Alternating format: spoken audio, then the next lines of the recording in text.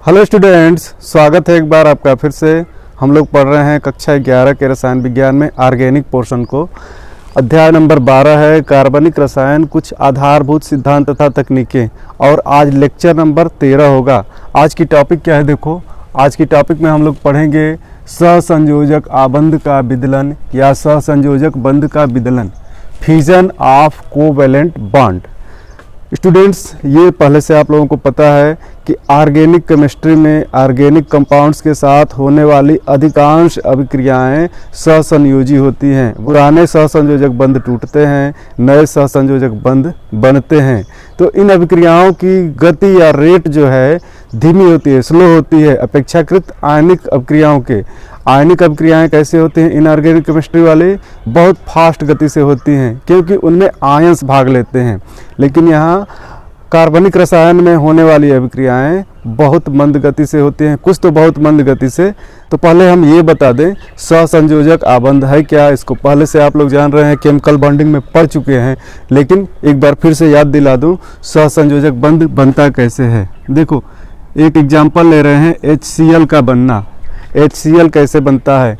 इसके बीच सहसंयोजक बंध होता है। तो देखो आप, हाइड्रोजन की बाहरी कक्षा में एक इलेक्ट्रॉन, हाइड्रोजन के पास तो एक ही इलेक्ट्रॉन है, एक ही कक्षा भी है, तो उसी कक्षा को संयोजी कक्षा कहेंगे। एक इलेक्ट्रॉन होता है, जबकि क्लोरीन के बाहरी कक्षा में 7 इलेक्ट्रॉन होते हैं।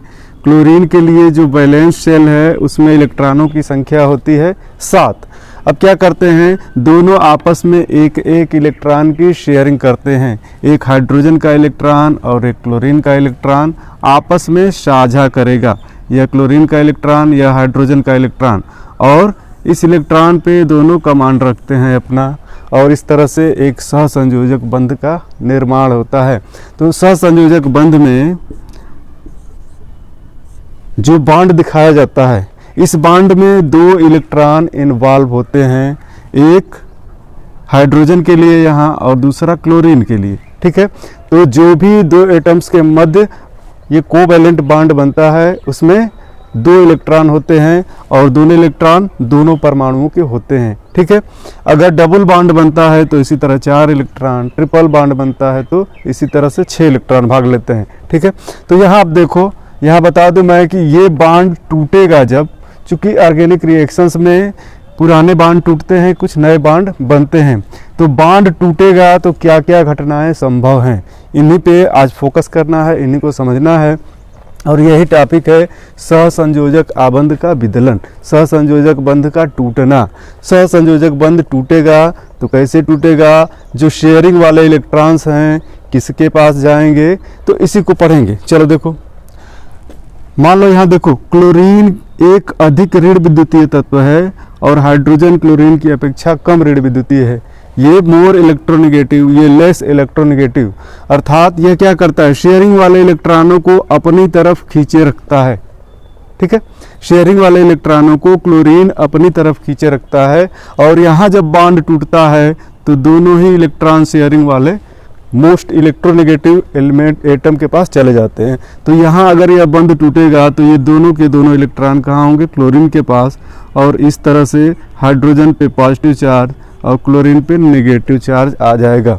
यहाँ इलेक्ट्रॉन की कमी हो गई, यहाँ इलेक्ट्रॉन की अधिकता हो गई।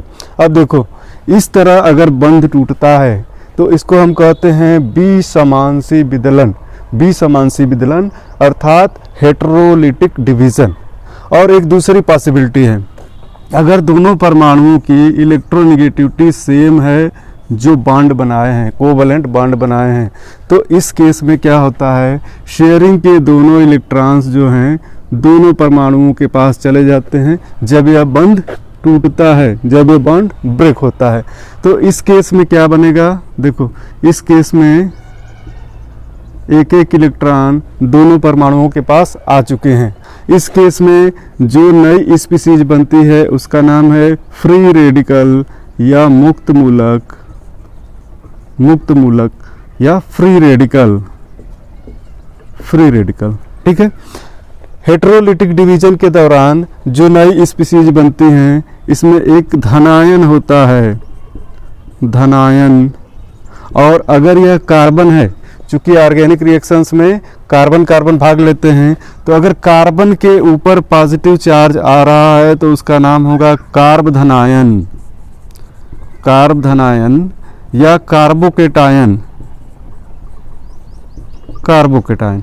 ठीक है, अगर यहाँ पे यहाँ पे कार्बन रखा जाए, जैसे अगर कार्बन के साथ क्लोरीन बॉन्डेड है कार्बन के साथ, तो दोनों इलेक्ट्रॉन ये जब बंद टूटेगा तो क्लोरीन के पास जाएंगे, इस पे पॉजिटिव इस पे नेगेटिव चार्ज क्रिएट होगा, तो इसका नाम होगा कार्बधनायन। और अगर ऐसा केस आता है कि कार्बन से जो एटम जुड़ा हुआ है वह कार्बन की अपेक्षा कम ऋण विद्युतीय है, तो जब यह बंध टूटेगा तो दोनों ही इलेक्ट्रॉन कार्बन के पास आएंगे, उस केस में इसके ऊपर नेगेटिव चार्ज आएगा, उस समय हम कहते हैं इसको कार्बेनायन या कार्बरिडायन, कार्बरिडायन या कार्बेनायन। ठीक है, तो ये दो चीज़ें तो आप समझ चुके होंगे। जब हेटेरोलिटिक डिवीजन होता है, विसमांशी विभाजन होता है, उस समय क्या बनते हैं, कार्बधनायन बनेंगे या कार्बरिडायन बनेंगे, कार्बोकेटायन बनेंगे या कार्बेनायन बनेंगे। और जब समांशी विदलन होता है, जब होमोलिटिक डिवीजन होता है, उस समय क्या बनते हैं, मुक्त मूलक या फ्री रेडिकल्स का निर्माण होता है। और याद रखें, ये स्पीसीज और ये स्पीसीज अत्यधिक क्रियाशील होती है। जो स्पीसीज ज़्यादा क्रियाशील होती है वह कम स्टेबल होती है, कम अस्थायी होती है। ये चीज़ें ही समझना है इस टॉपिक के अंतर्गत। तो जो कार्बोकेटायन बनेगा या कार्बेनायन बनेगा, सहसंयोजक बंध के विदलन के पश्चात ये रिएक्टिव ज़्यादा होंगे, इनकी रिएक्टिविटी ज़्यादा होगी और ये लेस स्टेबल होंगे। इसी तरह फ्री रेडिकल भी अत्यधिक रिएक्टिव होंगे और लेस स्टेबल होंगे। ठीक है, तो ये चीज़ें समझ लिए। यहाँ पे एक चीज़ और जान जाओ, कार्बधनायन को पहले कहते थे कार्बोनियम आयन, शुरू में इसको कार्बोनियम आयन कहा जाता था, लेकिन बाद में हुए संशोधन के बाद इसको कार्बधनायन या कार्बोकेटायन नाम दिया गया। ठीक है, तो हम अधिकतर टर्म यूज करेंगे कार्बोकेटायन और कार्बेनायन का ही। ठीक है, इसको देखो, जो विसमांशी विदलन है इसको विषम अपघटनी विदलन भी कहते हैं, और जो समांशी विदलन है इसको सम अपघटनी विदलन भी कहते हैं। तो चलो आ जाते हैं टॉपिक पे और इसको शुरू करते हैं, सहसंयोजक आबंध का विदलन। तो चलो बच्चों देखो, सहसंयोजक आबंध का विदलन कैसे होता है। कार्बनिक यौगिकों की रासायनिक अभिक्रियाओं में सहसंयोजक आबंध का विदलन दो प्रकार से होता है। पहला प्रकार देखो, सहसंयोजक बंध के साझेदारी वाले दोनों इलेक्ट्रॉनों में से एक एक इलेक्ट्रॉन दोनों परमाणुओं के पास जाते हैं और इसी विदलन को सम अपघटनी विदलन या समांशी विदलन या होमोलिटिक फ्यूजन कहते हैं। ठीक है, पॉइंट क्लियर हो गया। दूसरा पॉइंट देखो, सहसंयोजक बंध के साझेदारी वाले दोनों इलेक्ट्रॉन किसी एक परमाणु और उस परमाणु के पास जो अधिक ऋण विद्युतीय है के पास चले जाते हैं, और ऐसे विदलन को विषम अपघटनी या विसमांशी विदलन कहते हैं या फिर हेटेरोलिटिक फ्यूजन कहते हैं। तो ये पॉइंट स्पष्ट हो गया। अब होमोलिटिक फ्यूजन और हेटेरोलिटिक फ्यूजन को हम यहाँ डिटेल में देखेंगे। तो चलो पहले प्रकार को देखो, समांशी विदलन या होमोलिटिक डिवीजन। जब किसी सहसंयोजक बंध का विदलन इस प्रकार होता है कि बंध बनाने वाले दोनों परमाणुओं पर साझा इलेक्ट्रॉन युग्म का एक एक इलेक्ट्रॉन आ जाता है, तो इसे समांशी विदलन कहते हैं। होमोलिटिक विदलन के फलस्वरूप अयुग्मित इलेक्ट्रॉन युक्त स्पीशीज का निर्माण होता है, जिन्हें मुक्त मूलक या फ्री रेडिकल्स कहते हैं। मुक्त मूलक अत्यधिक अभिक्रियाशील तथा कम अस्थायी होते हैं, तो होमोलिटिक विदलन के फलस्वरूप बनने वाले फ्री रेडिकल्स जो हैं वो मोर रिएक्टिव होंगे और लेस स्टेबल होंगे। यह हम दिखा दे रहे हैं कैसे मुक्त मूलक बनते हैं। यदि दो परमाणुओं के मध्य सहसंयोजक बंध बना है तो इनके मध्य एक एक इलेक्ट्रॉनों की शेयरिंग हुई है और इन दोनों परमाणुओं की इलेक्ट्रोनेगेटिविटी बराबर या लगभग बराबर होनी चाहिए, तभी होमोलिटिक डिवीजन होगा। देखो यहाँ हो रहा है होमोलिटिक डिवीजन, होमोलिटिक फ्यूजन। और इस होमोलिटिक फ्यूजन के फलस्वरूप ये क्या होते हैं कि दोनों इलेक्ट्रॉन शेयरिंग वाले एक एक इलेक्ट्रॉन दोनों परमाणुओं के पास जाते हैं और ऐसी अवस्था में हम इनको कहते हैं फ्री रेडिकल्स। देखो ये बन गए फ्री रेडिकल्स या मुक्त मूलक, और दोनों ही परमाणु मुक्त मूलक हैं। ठीक है, तो स्टूडेंट्स आप जल्दी से इसका स्क्रीनशॉट ले लें और अपना बढ़िया सा प्यारा सा नोट्स साथ साथ तैयार करते चलें। परीक्षा में नोट्स ही आपके काम आएंगे और नोट्स हमेशा आपके साथ ही बने रहेंगे। तो जल्दी से स्क्रीनशॉट लो। चलो विदलन का दूसरा प्रकार देखते हैं हम लोग। दूसरा प्रकार है विसमांशी विदलन या हेटेरोलिटिक फिजन। जब किसी सहसंयोजक बंध का विदलन इस प्रकार होता है कि साझा युग्म के दोनों इलेक्ट्रॉन बंध बनाने वाले किसी एक परमाणु पर आ जाते हैं तो इसे विसमांशी विदलन कहते हैं। और विसमांशी विदलन के पश्चात धनायन तथा ऋणायन का निर्माण होता है। इसके लिए भी एग्जाम्पल देखो, दो परमाणु हैं और इनके मध्य कोवैलेंट बॉन्ड है तो एक एक इलेक्ट्रॉन की शेयरिंग हुई है। ठीक है, अगर सिंगल बॉन्ड है तो एक एक इलेक्ट्रॉन की शेयरिंग हुई है, जिसमें एक इलेक्ट्रॉन एक परमाणु का, दूसरा इलेक्ट्रॉन दूसरे परमाणु का है। अगर हेटेरोलिटिक डिवीज़न होता है तो ये दोनों इलेक्ट्रॉन उस परमाणु पे जाएंगे जिसकी इलेक्ट्रोनेगेटिविटी कम होगी कि ज़्यादा होगी। देखो हेटेरोलिटिक फ्यूजन हो रहा है, आप सोचो ये शेयरिंग के दोनों इलेक्ट्रॉन किस परमाणु पे जाएंगे? उस पे जाएंगे जिसकी इलेक्ट्रोनेगेटिविटी कम होगी, या उस पे जाएंगे जिसकी इलेक्ट्रोनेगेटिविटी ज़्यादा होगी? किस पे जाएगी? तो मान लो कि ये अधिक इलेक्ट्रोनेगेटिव है, ये कम इलेक्ट्रोनेगेटिव है, तो ये दोनों के दोनों ही इलेक्ट्रॉन अधिक इलेक्ट्रोनेगेटिव एटम की तरफ जाएंगे। देखो अब क्या बन रहा है, इस पे ऋणावेश और इस पे धनावेश आ जाएगा, और यह है ऋणायन और यह धनायन। यहाँ शो कर दे रहे हैं, यह है अधिक ऋण विद्युतीय और यह है कम ऋण विद्युतीय।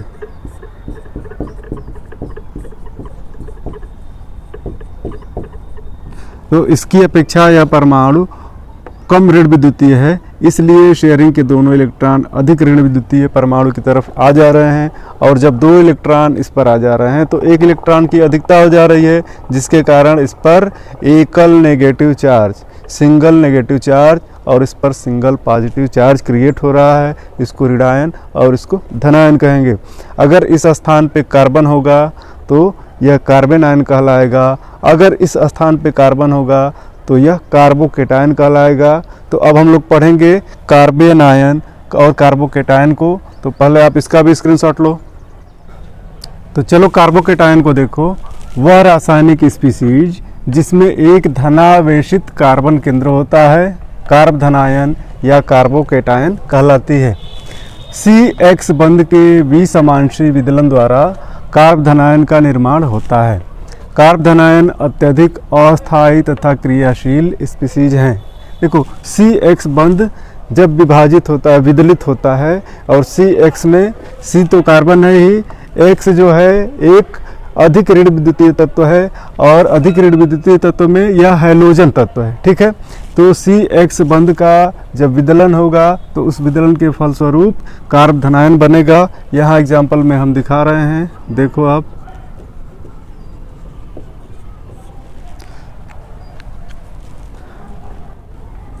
CH3Cl, यह है क्लोरोमेथेन, और क्लोरोमेथेन में CCl बॉन्ड दिख रहा है। जब इसका हेटेरोलिटिक डिवीज़न होगा, हेटेरोलिटिक फिजन इसका होगा, तो CH3 प्लस स्पीसीज और Cl माइनस स्पीसीज बनेगी। यह ऐसी स्पीसीज है जिस पे पॉजिटिव चार्ज कार्बन के ऊपर आया है, इसलिए यह कार्ब धनायन या कार्बोकेटायन हुआ, कार्बोकेटायन। ठीक है। इसी स्पीसीज को हम कहते हैं कार्बोकेटायन। और कार्बन की डिग्री के आधार पे कार्बोकेटायन 3 प्रकार के होते हैं। जब कार्बन की डिग्री 1 होगी तो 1 डिग्री कार्बोकेटायन, कार्बन की डिग्री 2 होगी तो 2 डिग्री कार्बोकेटायन, और कार्बन की डिग्री 3 होगी तो 3 डिग्री कार्बोकेटायन कहलाएगा। कार्बन की डिग्री पहले पढ़ा चुके हैं, तो आप उस लेक्चर को ज़रूर देखे होंगे, मुझे उम्मीद है। तो देखो यहाँ फिर से मैं बता दूंगा कार्बन की डिग्री क्या है। जब कार्बन परमाणु केवल एक ही अन्य कार्बन से जुड़ा हो, चाहे किसी अन्य कार्बन से न जुड़ा हो, तो वह 1 डिग्री कार्बन है। और जब यह 2 अन्य कार्बन परमाणुओं से जुड़ा होगा तो उसको 2 डिग्री कार्बन, 3 अन्य कार्बन परमाणुओं से जुड़ा होगा तो 3 डिग्री कार्बन कहते हैं। यहाँ कार्बोकेटायन को देखो, CH3, इस पर पॉजिटिव चार्ज है। यह मेथिल कार्बोकेटायन ही है, यहाँ ध्यान दो, यह मेथिल कार्बोकेटायन है। इसको हम लिख रहे हैं मेथिल कार्बोकेटायन।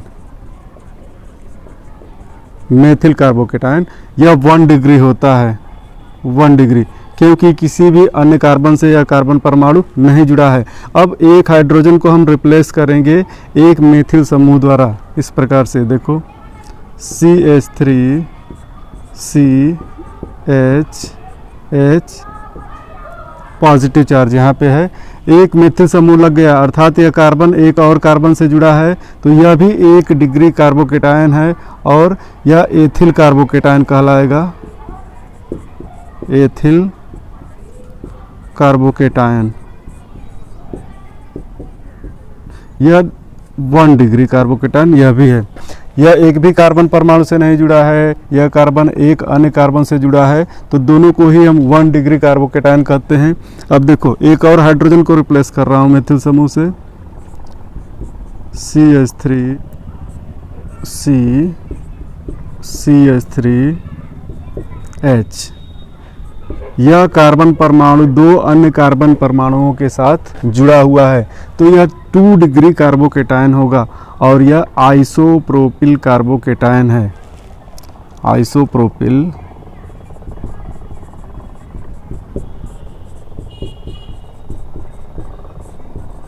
कार्बोकेटायन, क्योंकि आइसोप्रोपिल ग्रुप पे यह पॉजिटिव चार्ज स्थित है। और यह है 2 डिग्री कार्बोकेटायन, ठीक है। तीसरे पे आ जाते हैं। यहाँ एक हाइड्रोजन परमाणु और दिख रहा है, इसको भी मेथिल समूह से रिप्लेस कर रहे हैं, CH3 CH3 और यहाँ पॉजिटिव चार्ज, और यह होगा टर्शियरी ब्यूटिल कार्बोकेटायन, क्योंकि अगर यह ग्रुप होता तो टर्शियरी ब्यूटिल ग्रुप है, यह ग्रुप नहीं बल्कि इस पर पॉजिटिव चार्ज है, तो टर्शियरी ब्यूटिल कार्बोकेटायन। और यह 3 डिग्री कार्बोकेटायन है, क्योंकि 3 अन्य कार्बन परमाणुओं से यह कार्बन जुड़ा हुआ है, तो टर्शियरी ब्यूटिल कार्बोकेटायन। और यह 3 डिग्री कार्बोकेटायन है, ठीक है। अब देखो, अब बात आती है इनके स्टेबिलिटी की, अस्थायित्व की। इन 3 प्रकार के कार्बोकेटायनों में कौन मोर स्टेबल होगा, कौन लेस स्टेबल होगा। तो यहाँ देखो, यहाँ पे सभी हाइड्रोजन जुड़े हैं, यहाँ पे एक मेथिल समूह जुड़ा है, और मेथिल समूह में यह क्वालिटी होती है, यह प्रॉपर्टी होती है कि यह इलेक्ट्रॉन को आगे की तरफ पुश करता है, और इसको हम कहते हैं प्रेरणिक प्रभाव या इंडक्टिव इफेक्ट। और इंडक्टिव इफेक्ट को हम पढ़ेंगे नेक्स्ट वीडियो में। तो यहाँ देखो, इस प्रभाव के कारण मेथिल समूह क्या करता है, इलेक्ट्रॉनों को पुश करता है, शेयरिंग वाले इलेक्ट्रॉनों को आगे की तरफ, ठीक है। तो इनके पुश के कारण यहाँ पे पॉजिटिव चार्ज में कमी आती है। यह अनस्टेबल क्यों होता है, कार्बोकेटायन कम स्टेबल, लेस स्टेबल क्यों होता है, इसलिए कि इस पे पॉजिटिव चार्ज स्थित होता है। जो भी समूह पॉजिटिव चार्ज में कमी करेगा वह इसके अस्थायित्व को बढ़ाएगा। तो यहाँ मेथिल समूह है, एक मेथिल समूह इस धनावेश में कमी कर रहा है, क्योंकि इलेक्ट्रॉन आगे की तरफ पुश कर रहा है, और इलेक्ट्रॉन आगे की तरफ पुश करने के कारण धनावेश में कमी हो रही है, तो इसका अस्थायित्व बढ़ा। अब देखो, यहाँ 2 मेथिल समूह हैं, दोनों ही इलेक्ट्रॉन पुश करेंगे तो यहाँ अस्थायित्व तो और बढ़ेगा, पॉजिटिव चार्ज में और कमी आएगी। यहाँ 3 समूह हैं मेथिल वाले, तो तीनों ही इलेक्ट्रॉन पुश करेंगे तो यहाँ पॉजिटिव चार्ज में और कमी आएगी।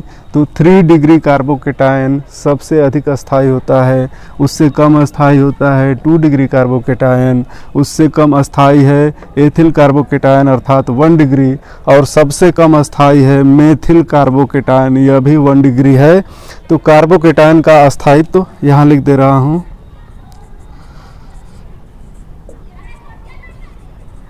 कार्बोकेटायन का अस्थायित्व देखो, यह है CH3 पॉजिटिव चार्ज सबसे कम स्टेबल है। इसके बाद CH3 CH2 पॉजिटिव चार्ज, यह इससे अधिक अस्थायी है, इससे अधिक अस्थायी होगा CH3 twice CH positive charge, और इससे अधिक अस्थायी होगा CH3 3 times C positive charge. ठीक है, तो यह हो गया 3 डिग्री, यह 2 डिग्री, यह 1 डिग्री और यह भी 1 डिग्री। तो अस्थायित्व का क्रम समझ में आ गया। अब कार्बोकेटायन के आकृति की बात कर लेते हैं, कार्बोकेटायन का शेप कैसा होता है, और कार्बोकेटायन की आकृति में हम मेथिल कार्बोकेटायन की आकृति देखेंगे। तो यहीं पे देख लो, जगह है यहाँ, मेथिल कार्बोकेटायन, मेथिल कार्बोकेटायन की आकृति, शेप इसका कैसा होता है। सबसे पहले जान जाओ, मेथिल कार्बोकेटायन में कार्बन का संकरण, कार्बन का हाइब्रिडाइजेशन sp2 होता है। तो यहाँ लिख दे रहा हूँ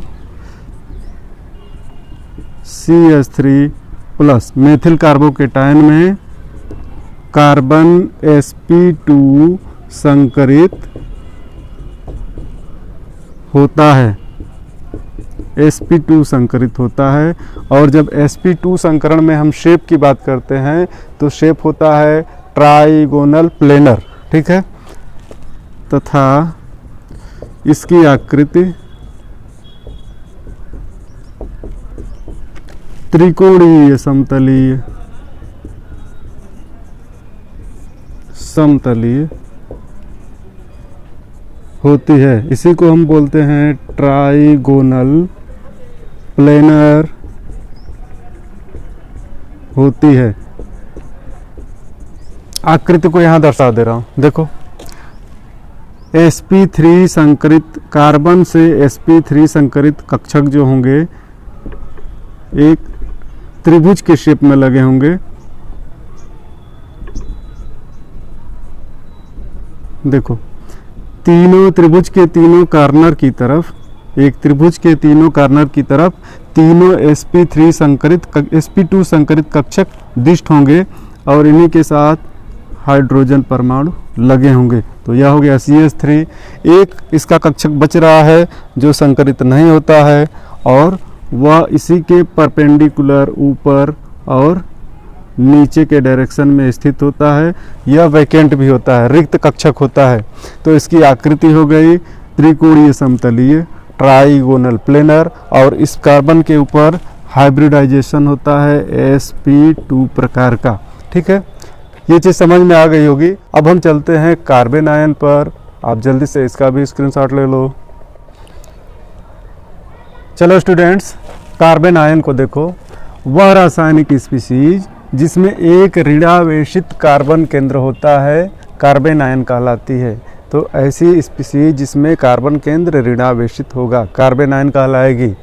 CY प्रकार के अणु जहां Y की विद्युत ऋणात्मकता कार्बन से कम है के विसमांशी विदलन द्वारा कार्बन आयन का निर्माण होता है। तो हेट्रोलिटिक डिवीजन द्वारा कार्बन आयन का निर्माण भी होता है, हेट्रोलिटिक डिवीजन द्वारा कार्बोकेटायन का निर्माण भी होता है। केवल इसी का अंतर है, कार्बन की विद्युत ऋणात्मकता अगर Y की अपेक्षा अधिक है तो यहाँ पे क्या बनेगा, कार्बन आयन। और यदि कार्बन की विद्युत ऋणात्मकता दूसरे एटम की अपेक्षा कम है तो वहाँ पे कार्बोकेटायन बनता है। तो यहाँ ध्यान दो, यहाँ पे Y की विद्युत ऋणात्मकता कार्बन से कम है, यानी कार्बन मोर इलेक्ट्रोनेगेटिव है, तो यह शेयरिंग वाले इलेक्ट्रॉनों को अपनी तरफ खींच लेगा और इस पे नेगेटिव चार्ज और दूसरे स्पीसीज पे पॉजिटिव चार्ज आएगा। एग्जाम्पल द्वारा देखो, एग्जाम्पल देखते हैं। यहाँ ग्रुप लगा दे रहे हैं मेथिल या एल्किल समूह। R जो है एल्किल समूह को शो कर रहा है। दूसरा एटम है Y, यह कम ऋण विद्युतीय है C की अपेक्षा, और यहाँ होगा हेटेरोलिटिक डिवीज़न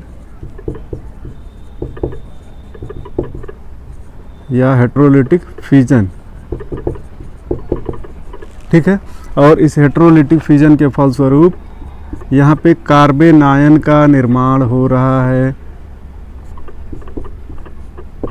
ठीक है। इस स्पीसीज को हम कहते हैं कार्बन आयन या कार्ब ऋणायन। यहाँ पे तीनों ही R एल्किल समूहों को दर्शा रहे हैं। ये मेथिल भी हो सकते हैं, एथिल भी हो सकते हैं, ठीक है, या प्रोपिल भी हो सकते हैं।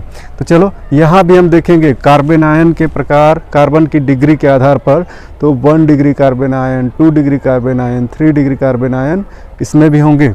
चलो कार्बन की जो डिग्री है वो वीडियो मैं इसके डिस्क्रिप्शन में शेयर कर दूंगा, ठीक है। तो उस वीडियो का लिंक देख लेना, और अगर आप कार्बन की डिग्री पढ़ना चाहते हो तो उस लिंक से पढ़ सकते हो। यहाँ पे देखो कार्बन की डिग्री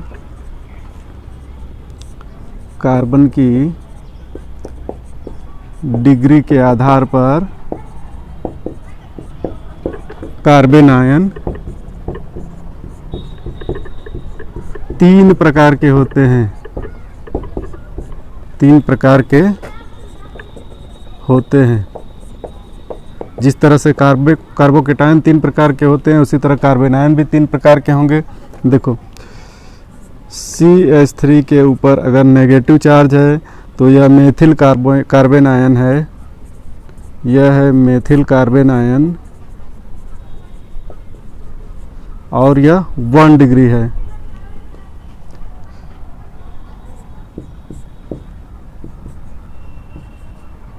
CH3 यह है एथिल कार्बन आयन, और यह भी 1 डिग्री है क्योंकि एक ही अन्य कार्बन से जुड़ा हुआ है।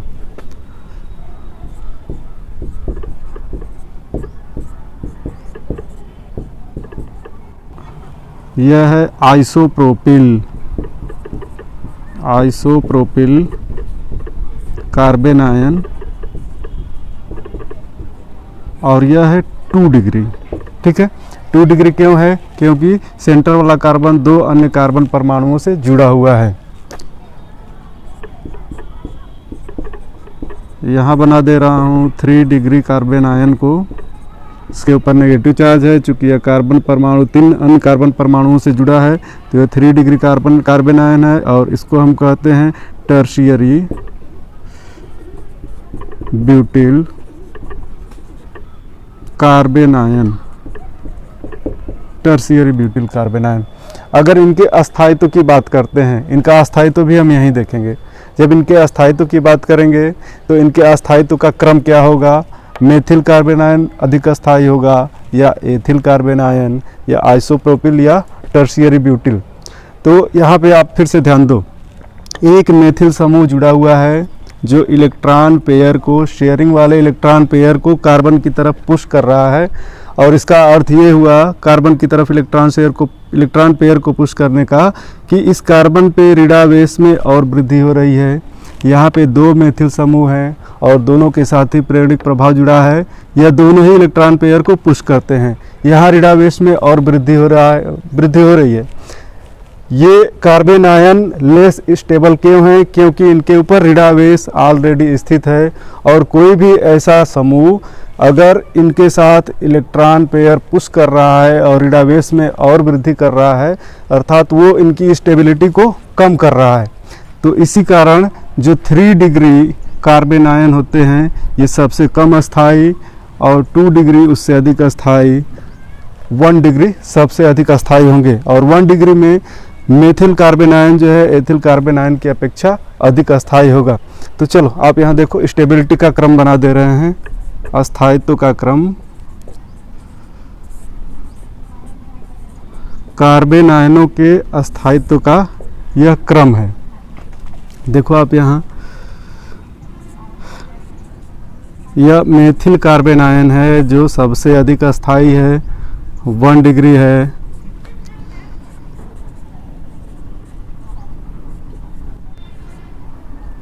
यह है एथिल कार्बन आयन, यह भी 1 डिग्री है, इससे अधिक अस्थाई है।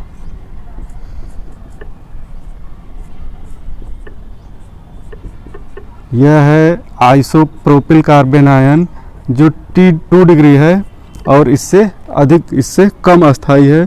और सबसे कम अस्थाई जो है वह होगा टर्शियरी ब्यूटिल कार्बन आयन, इसके ऊपर ऋणावेश, ये सबसे कम अस्थाई है, यह 3 डिग्री है। ठीक है, ये चीज़ें तो समझ में आ गई होंगी।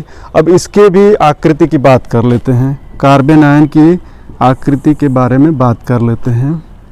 तो यहाँ पे हम देखेंगे मेथिल कार्बन आयन की आकृति,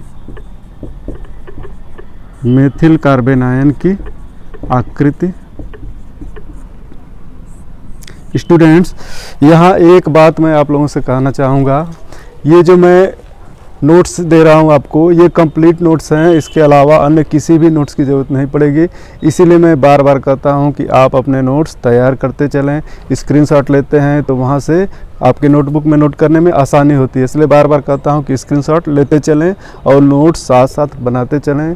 बिना नोट्स के पढ़ाई बहुत मुश्किल है। ठीक है, मेथिल कार्बन आयन की आकृति बना रहा हूँ। देखो, मेथिल कार्बन आयन में कार्बन परमाणु जो, या सभी कार्बन आयनों में कार्बन परमाणु sp3 संकरित होता है। कार्बन आयन में कार्बन परमाणु sp3 संकरित होता है, संकरित होता है। और इसकी आकृति जो है विकृत चतुष्फलकीय, विकृत चतुष्फलकीय, और अंग्रेजी में इसको कहें तो ट्विस्टेड टेट्राहेड्रल होती है। ठीक है, इसकी आकृति बना दे रहा हूँ यहाँ, देखो आप।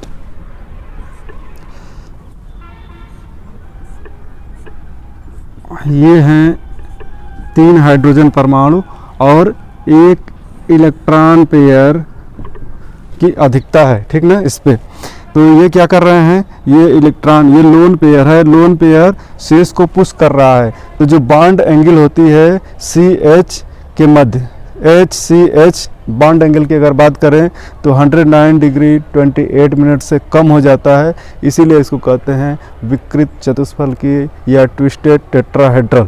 ठीक है, तो मुझे उम्मीद है आपको ये टॉपिक पूरी तरह से समझ में आ गई होगी। अगर समझ में आ गई है तो कमेंट ज़रूर करें। मिलते हैं नेक्स्ट वीडियो में। Thank you.